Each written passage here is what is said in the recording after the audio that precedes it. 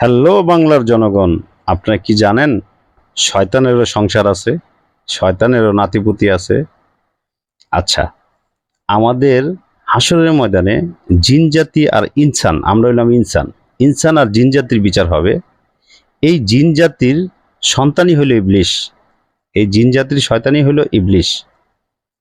এই ইবলিশ গো কিভাবে বোঝায়, তাদের নাতিপুতি সন্তান গো কিভাবে বোঝায়?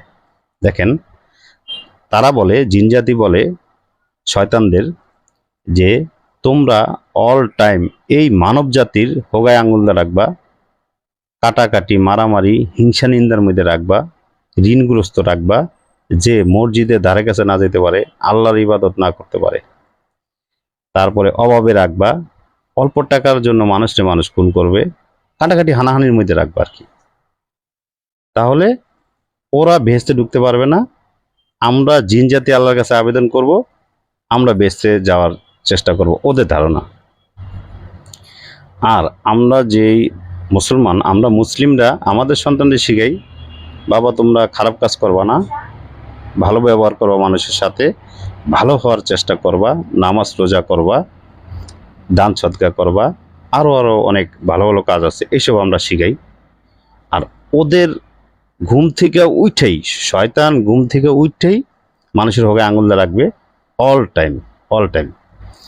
এই মানব জাতিকে যদি ভুল পথে নিতে পারে তাহলে ওরা ভেস পাবে, ওদের ধারণা।